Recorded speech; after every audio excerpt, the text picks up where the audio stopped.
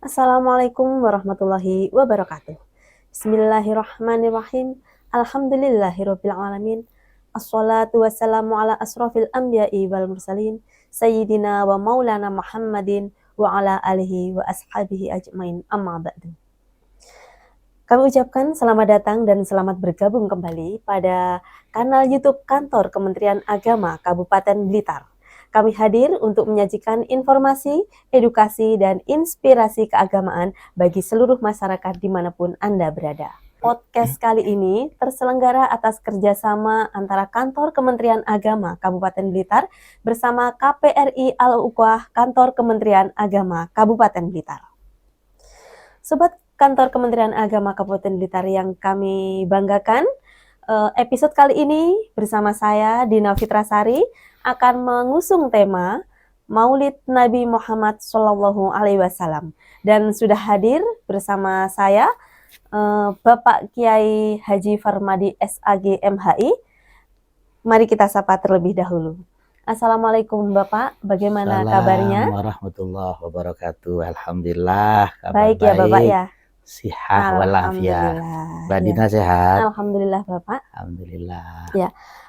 Pada podcast kali ini akan mengusung tema tentang Maulid Nabi Muhammad SAW. Baiklah, mari kita simak bersama paparan dari Bapak Kiai Haji Farmadi SAG MHI. Baik, terima kasih Mbak Dina. Ada banyak referensi yang mengupas tentang Maulid Nabi. Ada yang secara khusus, kitab itu ditulis oleh Profesor Dr. Said Muhammad Al-Maliki. Namanya Haulal Ihtifal. Ada referensi juga Muhammad Insanul Kamil. Yang saya bawa ini Muhammad Rasulullah yang ditulis oleh Profesor Dr. Muhammad Lido. Dalam sebuah referensi ini Mbak Dina, saya baca terlebih dahulu siapa Rasulullah itu. Rasulullah itu adalah wa Muhammad bin Abdullah bin Abdul Muthalib bin Hashim bin Abdi Manaf bin Qusay bin Kilab bin Murrah bin Ka'ab bin Lu'ay bin Ghalib bin Fihr bin Malik bin Nadar bin Kinana bin Khuzaimah bin Mudrika bin Ilyas bin Mudar bin Nizar bin Mu'ad bin Adnan. Rupanya urutan-urutan ini sebagian besar anak-anak kita banyak yang belum hafal. Maka nanti secara masif kita sampaikan kepada madrasah-madrasah khususnya yang mengajar sejarah. Nanti ini silsilah ini Rasulullah sampai bin Adnan ini mereka wajib hukumnya harus hafal. Rasulullah itu Mbak Dina, Muhammad Sallallahu Alaihi Wasallam 2 bulan dalam rahim sang ibu. Jadi ibu Rasulullah yang bernama Siti Aminah itu hamil 2 bulan, ayahanda tercintanya wafat. Jadi ayahanda tercintanya yang bernama Abdullah itu wafatnya di Madinah. Saat beliau pulang berdagang dari Syam, merasa sakit, mampir di keluarganya di Madinah dan wafat. Saat itu ibu Rasulullah, Siti Aminah hamil 2 bulan. Artinya Rasulullah itu lahir dari rahim sang ibu, belum sempat melihat wajah ayah. Itu Rasulullah. Yang kedua, Mbak Dina, di saat Rasulullah umur 6 tahun, sama ibundanya Siti Aminah, Rasulullah dari Mekah diajak ke Madinah untuk ziarah ke makbarah ayahandanya Abdullah. Jadi begitu sepulang dari, dalam sejarah yang saya baca ada yang mengatakan 2 bulan di Madinah, ada yang mengatakan tidak sampai 2 bulan di makbarah ayahandanya. Sepulang dari Madinah itu, Rasulullah bersama ibunda tercintanya Siti Aminah itu, di tengah perjalanan antara Makkah dan Madinah, ibunda tercinta saat itu Rasulullah umur 6 tahun, ibundanya wafat antara perjalanan Makkah dan Madinah, dan dimakamkan di sana, namanya Abwa, antara Makkah dan Madinah. 2 tahun dalam kandungan sang ibu, lahir belum sempat melihat wajah ayah. 6 tahun dalam belayan sang ibu, Rasulullah, ibunda tercinta, diambil oleh Allah Subhanahu wa Ta'ala, wafat menghadap Allah selama-lamanya. Lalu Rasulullah dipindah tangankan lagi oleh Allah kepada si Mbah Abdul Muthalib. Selama dibina, dibimbing, diasuh oleh si Mbah Abdul Muthalib selama 2 tahun, Rasulullah umur 8 tahun ditinggal oleh Mbah Abdul Muthalib. Coba bayangkan Rasulullah. Umur 8 tahun inilah Rasulullah ditinggal oleh mbah tercintanya Abdul Muthalib. Lalu siapa yang meneruskan, membina, membimbing, mengasuh Rasulullah? Yang mengasuh Rasulullah selanjutnya pamannya Abu Thalib. Sampai umur 25 tahun. Pamannya Abu Thalib ini adalah tergolong orang yang paling miskin. Tapi di saat oleh Allah Subhanahu wa Ta'ala dititipi Rasulullah, dititipi Nabi Muhammad Sallallahu Alaihi Wasallam, ekonominya dicukupi oleh Allah. Tidak miskin sebelum, tidak miskin seperti sebelumnya. Dicukupi oleh Allah Subhanahu wa Ta'ala. Hingga akhirnya pada umur 25 tahun Rasulullah menikah dengan seorang perempuan yang bernama Khadijah Al-Kubra, yang saat itu Siti Khadijah istri Rasulullah itu seorang saudagar yang kaya raya, umur 40 tahun. Di situ Rasulullah sudah mulai berkembang. Yang ingin saya sampaikan Mbak Dina dalam forum ini, lewat mimbar podcast ini, saya tidak ingin menyampaikan Rasulullah lahir hari Senin tanggal 12 Rabiul Awal. Itu nanti biar guru-guru Taman Pendidikan Al-Quran. Iya. Di sini yang ingin saya sampaikan nanti, tapi sesuai waktu ya. Etika Rasulullah kepada istri, etika Rasulullah kepada anak yang lebih kecil, kepada non-muslim, kepada sesama. Karena pada dasarnya Rasulullah itu diutus oleh Allah Subhanahu wa Ta'ala liutammima makarimal akhlak. Itu untuk menyempurnakan akhlak. Satu saat dalam sebuah referensi Nasaihul Ibad yang ditulis oleh Imam Nawawi Al-Jawi Al-Bantani saat beliau belajar di Timur Tengah, halaman 51-52 itu, Imam Nawawi nulis dalam sebuah referensi ini begini, Mbak. Innallaha akrama nabiyahu Muhammadan sallallahu alaihi wasallam. Rasulullah itu memuliakan Nabi Muhammad dibandingkan dengan nabi-nabi yang lain, ada 5 kemuliaan. Tapi mungkin satu saja ya seiring dengan waktu. Pertama, akramahu bil ismi. Allah selalu senantiasa memuliakan Nabi Muhammad itu bil ismi, dengan namanya. Jadi bil ismi. Jadi ammal ism, adapun nama itu, nama Rasulullah itu, Rasulullah tidak pernah memanggil dalam Al-Quran Muhammad, tidak. Memanggilnya Rasul atau Nabi. Nah, seandainya dalam Al-Quran itu Mbak Dina, Allah memanggil kata Muhammad, maka setelah kata Muhammad atau di penghujung ayat itu Allah selalu menyebut kata Rasul. Kita coba. Fanadahu birrisalah. Dalam Al-Quran itu Allah disebut kata Rasul. Walam yunadihi bil ism, tidak langsung menyebut kata nama. Kama nada jami'al anbiya alaihimussalam. Seperti nabi-nabi yang lain. Contoh, kalau nabi yang lain Mbak Dina Allah selalu menyebut kata langsung, nama. Iya.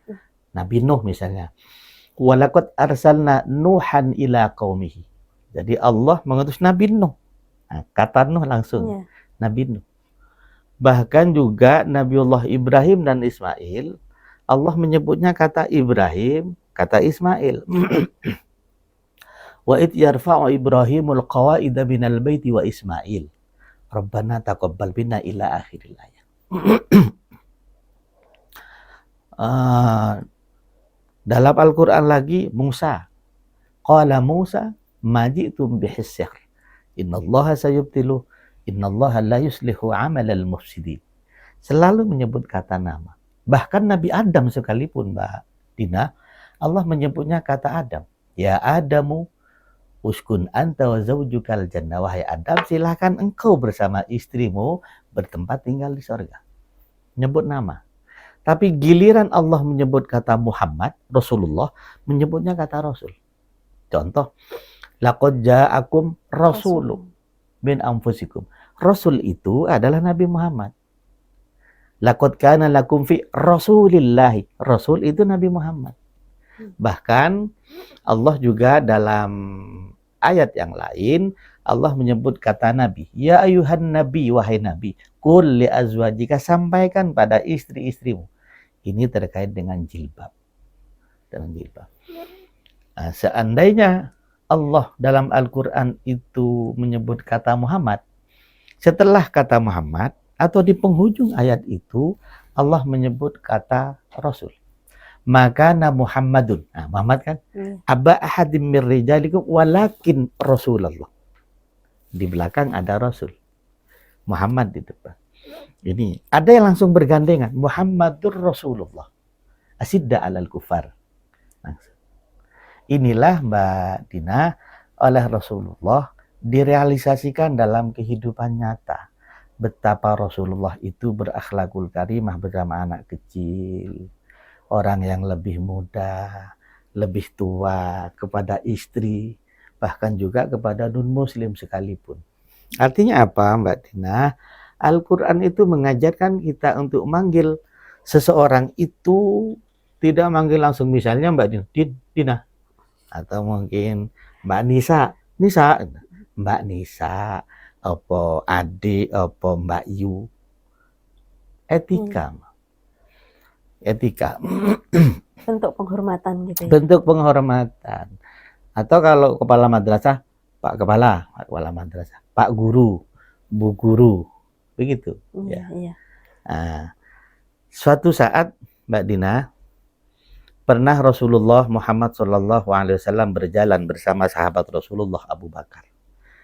Dalam perjalanan panjang itu Rasulullah haus, Rasulullah dahaga, Rasulullah bersama sahabat Rasulullah mencari air, sumur, sungai pun tidak ada airnya. Ternyata di depan Rasulullah yang agak jauh itu ada seorang pengembala kambing, sapi, dan onta. Namanya Abdullah bin Mas'ud. Yang Abdullah bin Mas'ud itu kala itu masih non-muslim. Belum masuk Islam, masih muda. Dihampiri oleh Rasulullah. Rasulullah menyampaikan, ya Abdullah bin Mas'ud, wahai Abdullah bin Mas'ud, apakah engkau pemilik sapi perah, onta, dan kambing ini? Kalau memang milik engkau, izinkan saya minta air susu dari sapi yang engkau miliki. Karena saya dalam perjalanan panjang bersama sahabat saya Abu Bakar. Izinkan saya minta air susu dari sapi yang engkau miliki. Betapa terkejut Rasulullah di saat Abdullah bin Mas'ud ini menyampaikan Muhammad, non-muslim loh ya. Muhammad, sapi, onta, dan kambing ini bukan milik saya. Saya cuma sekedar pengembala kambing Muhammad. Tidak mungkin saya berikan air susu ini kepada engkau, sementara saya cuma sekedar pengembala kambing. Sementara pula sang pemilik ini, pemilik sapi, onta, dan kambing, sang majikan, sedang berada di kediamannya. Nah, di saat Rasulullah mendengar apa yang disampaikan oleh Abdullah bin Mas'ud itu, Rasulullah mulai tertarik, simpati dan tertarik. Kenapa? Karena kejujuran Abdullah bin Mas'ud. Coba seandainya Abdullah bin Mas'ud tidak jujur saat itu, pasti bunyinya begini. Tafadhal khud, silahkan kau ambil Muhammad. Tafadhal israb, silahkan kau minum. Tapi tidak, Rasulullah mulai tertarik. Tapi Muhammad, kata Abdullah bin Mas'ud, kalau engkau menginginkan susu dari sapi ini, engkau akan saya hantar kepada sang pemilik, sang majikan. Baik, kata Rasulullah. Dihantarlah Rasulullah oleh Abdullah bin Mas'ud juga bersama sahabat Rasulullah Abu Bakar. Begitu Rasulullah sampai di kediaman sang majikan, Rasulullah menyampaikan maqasidul udmanya, keinginan-keinginan Rasulullah kepada sang majikan. Kata Rasulullah, wahai sang majikan, izinkan saya bersama sahabat saya Abu Bakar dalam perjalanan panjang, haus dahaga mencari air, tidak ada sumur juga tidak ada air. Maka izinkan saya minta air susu dari sapi yang engkau miliki. Apa jawaban sang majikan, Mbak Dina? Muhammad, sapi ini bisnis. Tidak mungkin saya berikan kepada engkau cuma-cuma, melainkan engkau harus membeli.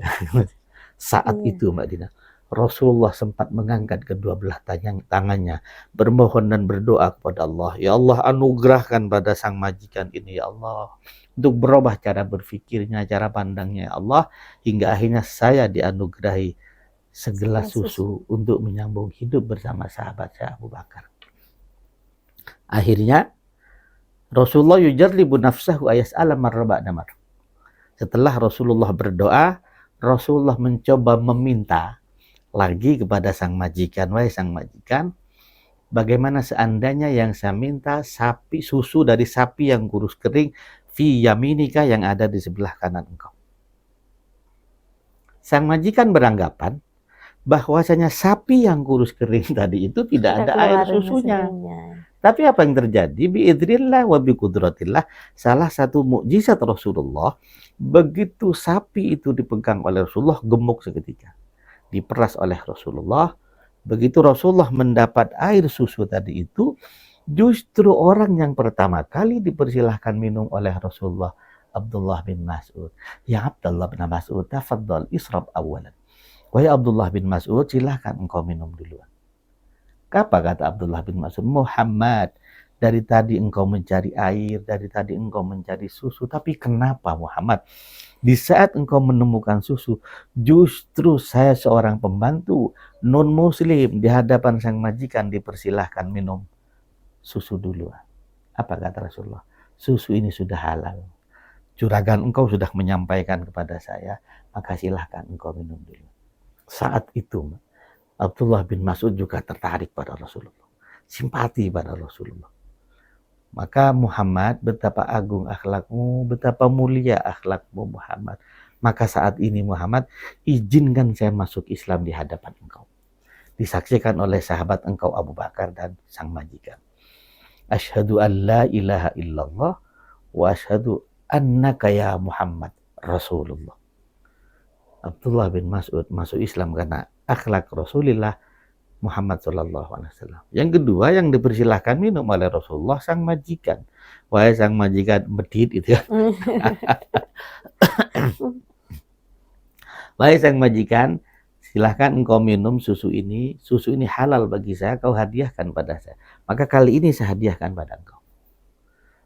Sama persis dengan sang Abdullah bin Mas'ud, Muhammad, betapa mulia akhlakmu, betapa agung akhlakmu Muhammad. Maka saat ini pula saya akan berikrar masuk Islam di hadapan engkau. Sang majikan baca syahadat di depan Rasulullah, asyhadu an la ilaha illallah wa asyhadu annaka ya Muhammad Rasulullah. Lalu yang ketiga, yang dipersilahkan minum sahabat Rasulullah Abu Bakar. Sisa dari Abdullah bin Mas'ud, sang majikan, sahabat Rasulullah Abu Bakar, sisa dari tiga orang itu Rasulullah yang meminumnya. Karena khuluquhul Quran, akhlak Rasulullah adalah Al-Quran yang berjalan. Sehingga kalau Rasulullah dipanggil oleh anak kecil, Mbak Dina, misalnya dipanggil, ya Muhammad, Rasulullah tidak menoleh begini, menoleh sak badannya.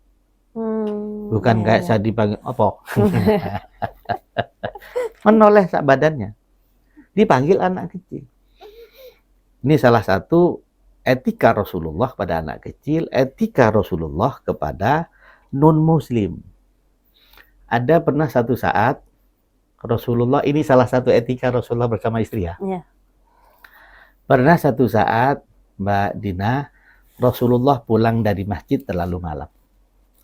Terlalu malam karena banyak kegiatan di masjid bersama sahabat-sahabat. Karena pulang terlalu malam, istri Rasulullah sudah nutup pintu. Takut tutup pintu. Begitu Rasulullah kembali pulang ke kediaman Rasulullah, menyampaikan salam 3 kali, 1 tidak dijawab, 2 tidak dijawab, 3 tidak dijawab. Rasulullah berpikir, istri saya lagi istirahat tidur. Apa yang terjadi? Sorban Rasulullah yang dipakai digelar di depan pintu, Rasulullah tidur di depan pintu. Begitu tengah malam istri Rasulullah bangun, menoleh kanan, loh kok nggak ada Rasulullah, kiri kok nggak ada Rasulullah. Kaget begitu buka pintu, ternyata Rasulullah istirahat tidur di depan pintu. Apa yang terjadi? Begitu dibukakan pintu, justru Rasulullah yang minta maaf pertama kali, bukan istri. Mohon maaf wahai sayangku, manggilnya sayang ya. Iya. Ya Khumaira, wahai pipi yang kemerah-merahan kena dempul gitu ya kan. Rasulullah justru yang minta maaf. Ya Rasul, wahai istriku mohon maaf, saya pulang datang terlambat ini karena banyak kegiatan di masjid bersama sahabat-sahabat. Maka konsekuensinya saya tidur di depan pintu. Saya tidak berani membangunkan engkau, saya khawatir kaget saya. Rasulullah minta maaf. Begitu Rasulullah minta maaf, istri Rasulullah menangis dan menangis. Ini saya yang salah ya Rasulullah. Tuh kepada sang istri. Ya kalau sekarang tidur suami datang mulai ya. mulai. Padahal memang karena Rasulullah ada banyak kegiatan di luar. Pernah satu saat lagi keromantisan Rasulullah. Di saat Rasulullah pulang bekerja, pulang bersama sahabat-sahabat, ada acara di masjid, Rasulullah pulang. Begitu Rasulullah pulang, Rasulullah dibuatin kopi sama istri. Saat dibuatin kopi, karena suami datang utuh, selamat, aman, damai, maka dibuatin kopi, Mbak. Saat dibuatan kopi, karena saking senangnya suami datang, aman, selamat, kopi masuk, mestinya gula. Saking senangnya suami datang, tergopo-gopo ya. Akhirnya garam. Begitu diaduk, tafadhol israf. Kata si istri, silahkan engkau minum wahai suamiku. Ya. Oh, namanya kopi nggak pakai gula, kopi pakai garam. Begitu minum oleh Rasulullah, enak. Iya enak. Ayo kita mengenang beberapa tahun yang silam, secangkir berdua. Kata Rasulullah. Begitu secangkir berdua dituangkan lalu diminum oleh Khadijah, kata Khadijah, mohon maaf, tidak. Tidak salah engkau, karena engkau adalah senang, saya datang utuh, saya datang aman, saking senangnya mestinya ngambil gula kediru garam. Maafkan saya sayang. Itu ya Khumaira, wahai pipi yang kemerah-merahan. Ya Rasulullah minta maaf. Ini asik. Rasulullah itu juga Mbak, pernah Rasulullah pulang capek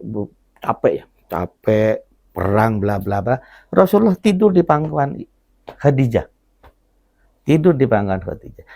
Maka di saat Rasulullah tidur di pangkuan Khadijah, Khadijah istri Rasulullah sudah mulai melamun. Ya Allah, dalam lamunannya Rasulullah tertidur karena kecapean. Dalam lamunan Siti Khadijah, ya Allah, seandainya saya istri Rasulullah ini dipanggil duluan menghadap engkau, lalu bidang dakwah Rasulullah belum selesai. Kalau Rasulullah mau melintas sungai, lalu tidak ada tangga untuk jembatan untuk mengitari dalam rangka dakwah, saya rela ya Allah bongkar mayat saya, ambil tulang belulang saya untuk apa tadi? Untuk buat jembatan. Nah, saat itu menangis. Tangisan itu meneteskan air mata, pas nempel di pipi Rasulullah, Rasulullah kaget. Ada apa kau menangis? Apakah engkau menyesal bersuami saya Muhammad? Tidak ya Rasulullah. Justru saya bangga dan saya dalam lamunan ya Allah disampaikan tadi itu. Kalau saya terpaksa harus dipanggil duluan sementara tugas Rasulullah belum sempat berdakwah, maka ya Rasulullah, maka izinkan saya tulang belulang saya diambil oleh Rasulullah untuk sebagai jembatan mengarungi untuk nyebrang ke sungai dalam rangka berdakwah. Menangis Rasulullah. Itu adalah maka tugas dan tanggung jawab berdua suami dan istri harus selaras, Mbak. Dalam rangka berdakwah, dalam rangka membina sang anak, membina keluarga, semua itu bersejalan. Kalau yang berdakwah pengen yang laki saja, pengen bla bla bla, sementara istri tidak. Contoh kecil, saya dapat rezeki misalnya, saya mau nyumbang masjid bla bla bla, ngomong sama istri, saya punya rezeki, saya mau nyumbang masjid, katakanlah misalnya 500.000, istri ngomong kakean ta, kakean ta. Lah kalau sudah istri ngomong kakean, ruwet suami, ya wis piro to mah, gitu, kakean ta. Ya mudah-mudahan tidak terjadi pada sahabat-sahabat kita kan ya. Iya. Jadi kakean ta. Nah, kalau sudah mau nikah kakean kayak ruwet. Harus berpikir ulang gitu. Mbak Dina kan nggak pernah begituan kan ya? Ya bismillah. Jadi inilah akhlak Rasulullah kepada istri, kepada anak kecil, kepada non muslim sekalipun. Terakhir mungkin ini seiring dengan waktu ya, Mbak. Rasulullah itu kebiasaan Rasulullah di Madinah, di pojokan kota Madinah, fi zuqaqil Madinah bahasanya, itu ada seorang perempuan buta tua. Perempuan. Ya. Dalam sejarah saya baca perempuan. Orang buta tua ini tinggalnya di pojokan kota Madinah. Rasulullah tiap hari berangkat ke masjid pasti membawakan nasi bungkus dan disuapi oleh Rasulullah. Kayak Mbak Dina disuapi suami gitu loh, Mbak. Sering toh? Oh manja. Manja. Disuapi. Saat Rasulullah menyuapi, Mbak, bibir yang keluar, ucapan yang keluar dari bibir orang tua yang buta, perempuan yang buta ini, jangan percaya Muhammad. Muhammad tukang sihir. Muhammad kadzab, pendusta, merusak agama. Tapi Rasulullah tetap selesai tiap hari. Tiap kali datang, semua yang datang kepada sang ibu ini orang pasti ngomong jangan percaya Muhammad. Buta pada. Satu saat Rasulullah wafat diganti oleh Abu Bakar. Karena istri Rasulullah menyampaikan ada kebiasaan Rasulullah yang belum ada menggantikan saya, Abu Bakar. Begitu Abu Bakar datang bawa nasi, nyuapin, ya, begitu nyuapin, si ibu buta ngomong begini, ini bukan orang yang kemarin.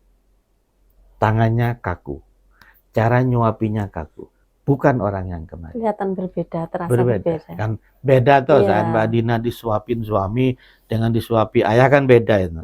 Lebih lemah, lembut. Akhirnya Abu Bakar mencoba sedikit, bukan berbohong. Saya bukan. Akhirnya Abu Bakar menyampaikan, orang yang tiap kali kau hardik, orang yang tiap kali kau maki, kau caci, itu adalah Muhammad Rasulullah. Sudah wafat menghadap Allah Subhanahu wa Ta'ala, saya ini penggantinya. Akhirnya, apakah benar informasi itu? Ya, Rasulullah sudah wafat, Muhammad sudah wafat. Menangis dan menangis, izinkan saya, tuntun saya membaca 2 kalimat syahadat.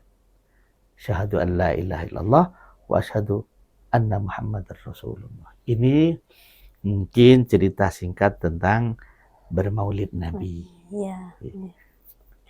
Demikian tadi perbincangan kita pada episode kali ini seputar akhlak Rasulullah yang sungguh mulia. Mudah-mudahan apa yang disampaikan Bapak Kiai Haji Farmadi bisa bermanfaat dan menambah wawasan kita semua. Terima kasih yang telah menyaksikan acara ini hingga selesai. Sobat Kemenak Blitar bisa menyaksikan video-video yang lain di kanal YouTube Kantor Kementerian Agama Kabupaten Blitar lainnya. Jangan lupa untuk subscribe, like, comment, and share. Saya Dina Fitrasari bersama Bapak Kiai Haji Farmadi SAG MHI. Mohon undur diri, sampai jumpa di lain kesempatan. Allahumma fiq ila aqwamit thoriq. Wassalamualaikum warahmatullahi wabarakatuh.